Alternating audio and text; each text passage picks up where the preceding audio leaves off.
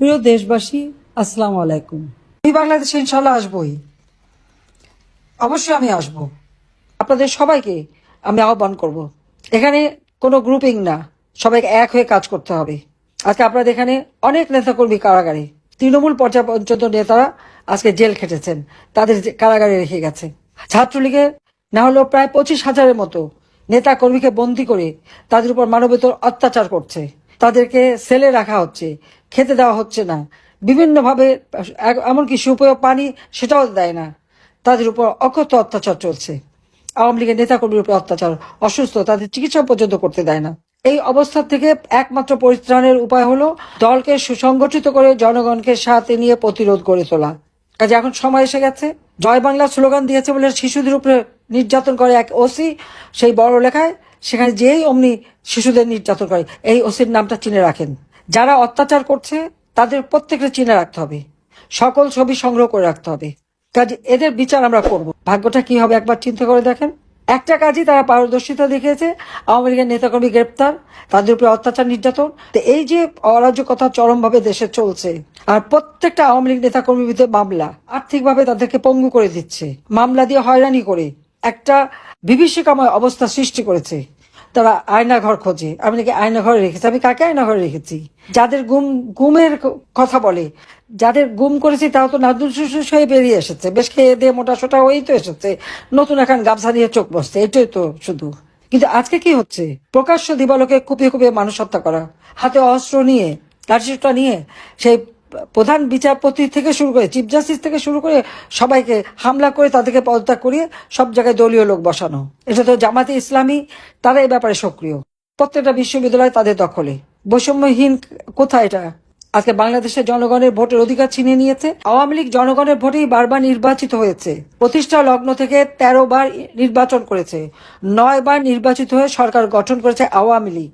এটা তাদের মনে রাখা উচিত। কাজে এই দল জনগণের দল, জনগণই আমাদের শক্তি। আমি তাই সবাইকে আহ্বান করব, ঐক্যবদ্ধ হন এবং দেশের মানুষের ভাগ্য পরিবর্তনের জন্য কাজ করতে হবে। ক্ষমতার থেকে হটিয়ে যুদ্ধাপরাধীদের এই লম্ফঝম্প থেকে দেশকে মুক্ত করে বাংলাদেশের স্বাধীনতার চেতনা এবং স্বাধীনতার সুফল জনগণের ঘরে ঘরে পৌঁছাতে হবে। তার জন্য সকলকে ঐক্যবদ্ধ হয়ে যা আছে সেটা নিয়ে নামতে হবে। তার মেটিকুলাস ডিজাইনের মাধ্যমে চক্রান্ত করে, তার মাস্টার মাইন্ড দিয়ে সে আমাকে ক্ষমতাচ্যুত করে ক্ষমতা দখল করেছে। দখল করা ক্ষমতায় কোনো গৌরব থাকে বলে আমি জানি না। অসাংবিধানিকভাবে, অবৈধভাবে ক্ষমতা দখল করে আজকে তার কাজ একটাই, বাংলাদেশকে ধ্বংস করা।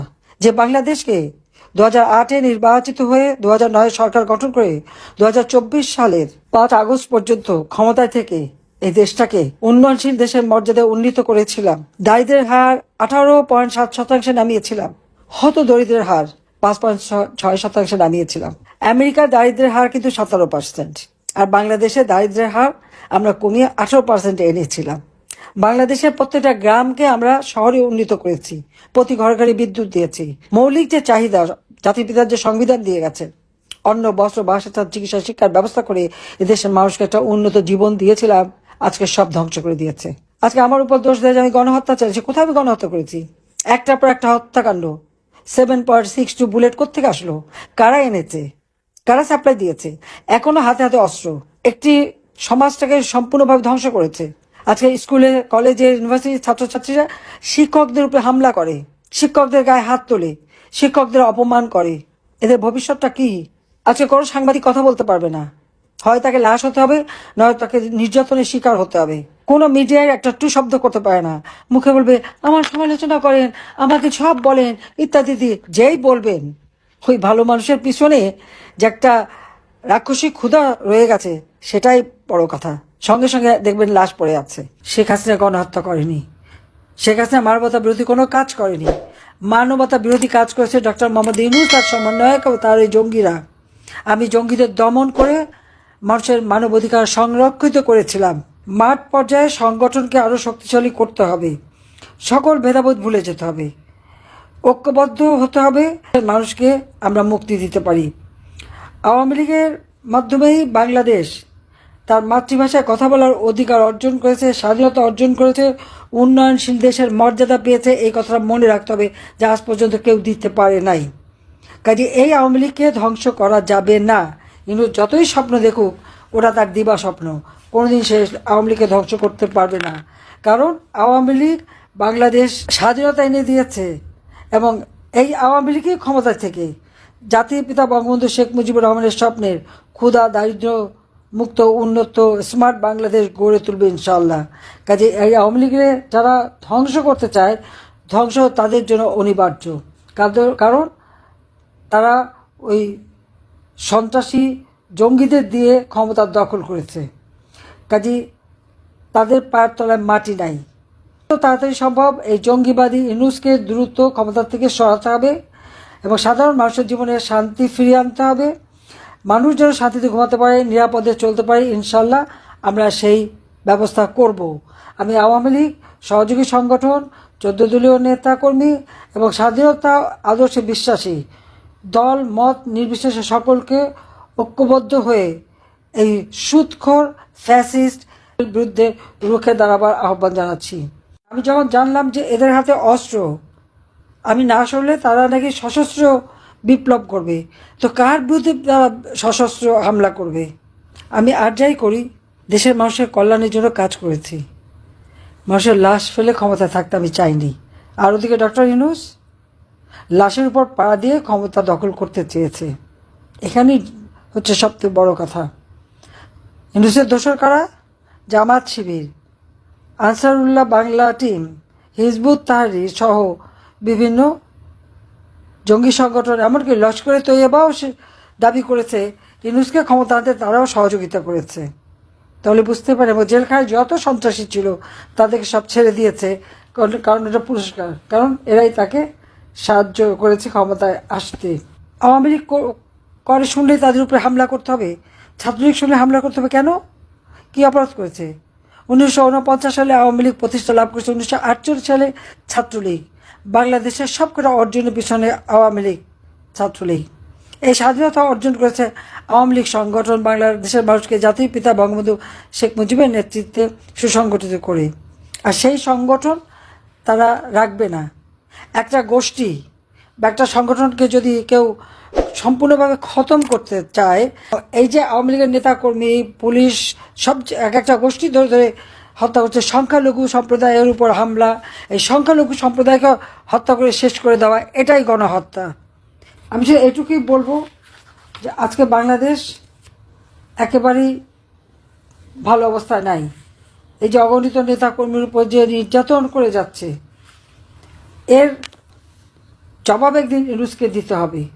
আজকে আমাদের দেশের মানুষের সমস্ত কল্যাণের জন্য আমরা কাজ করেছি, তো এই অবস্থা থেকে দেশকে রক্ষা করতে হবে, এই অবস্থা থেকে দেশের মানুষকে মুক্তি দিতে হবে। আমি আমাদের নেতাকর্মীদের একটা কথাই বলবো, কেউ মনোবল হারাবেন না। মনে রাখতে হবে আমরা বঙ্গবন্ধু শেখ মুজিবের সৈনিক, তার আদর্শ বুকে ধারণ করে যে কোনো পরিস্থিতি মোকাবেলা করার সক্ষমতা আওয়ামী লীগ রাখে। আমাদের অনেক নেতাকর্মী কারাগারে বন্দী, আহত, নিহত, ঘরহারা, মানবেতর জীবনযাপন করছে। তাদের পাশে আমাদের দাঁড়াতে হবে, যে যেভাবে পারবে। দেশি প্রবাসী সকলকে আমি আহ্বান জানাচ্ছি, যারা নির্যাতিত তাদেরকে পুলিশ গ্রেপ্তার করে, তাদেরকে শাস্তি দেয়, তারা জেলে যায়, কিন্তু যারা নির্যাতনকারী তাদের কোনো বিচার নেই। এই হলো বর্তমান বাংলাদেশের অবস্থা। আইনের শাসন নাই, বিচার নাই, কিছু নেই। এই মবের নামে করে, অর্থাৎ জনগণের নাম করে কিছু স্বার্থান্বেষী মহল তাদের স্বার্থ চরিতার্থ করে যাচ্ছে, কিন্তু যখনই প্রশ্ন ওঠে তখন সব দায়টা জনগণের উপরে চাপিয়ে দেয়। আমি জানি না বাংলাদেশের জনগণ এটা এতদিনে বুঝতে পেরেছে কি না, যে মব করে করে যতগুলি ঘটনা এ পর্যন্ত ঘটিয়েছে তার কোনোটাই কিন্তু বিচার হয় নাই বা কেউ বিচার চাইতেও পারে না। 32 নম্বর সড়কে বঙ্গবন্ধু স্মৃতি জাদুঘর, এই স্মৃতি জাদুঘরে আগুন দেওয়ার নির্দেশ কে দিয়েছে? এই স্মৃতি জাদুঘরে আগুন দেওয়ার পরিকল্পনা তো তারেকের, আজকে সে প্রাইম মিনিস্টার। এই তারেক রহমান এবং ইউনূস মিলেই তো এটা করেছে, সমস্ত মুক্তিযুদ্ধের স্মৃতিচিহ্ন মুছে ফেলা, জাতির পিতাকে অসম্মান করা, এটা তো তাদের পরিকল্পনা। তার কারণ হচ্ছে জাতির পিতা বঙ্গবন্ধু শেখ মুজিবুর রহমানের নেতৃত্বে এবং তার নির্দেশে মুক্তিযুদ্ধ হয়েছে, বাঙালি বিজয় অর্জন করেছে, পাকিস্তানিদের পরাজয় হয়েছে। এই পরাজিত পাকিস্তানি যারা দোসর, এটা তাদেরই তো প্রতিশোধ নেওয়া। 75-এ 15 আগস্ট হত্যা করেই তার ক্ষান্ত দেয়নি। ওই স্মৃতিটুকু নিয়েই তো আমরা ছিলাম বেঁচে, সেটুকু তারা ধ্বংস করেছে। এরপর বুলডোজার দিয়ে ভাঙা হয়েছে, ইসলামী পতাকা তুলে দেওয়া হয়েছে, আবার সেখানে আবার ডান্স করা হয়েছে। এগুলি কি মব করেছে? যদি বলে মব করেছে, তাহলে ছবি, সব তো ভিডিও আছে, ভিডিওগুলি দেখে, ছবি দেখে দেখে চেহারাগুলি বের করে, নাম ঠিকানাটা বের করলেই তো বোঝা যাবে এরা কারা, তারা এই কাজগুলি করেছে।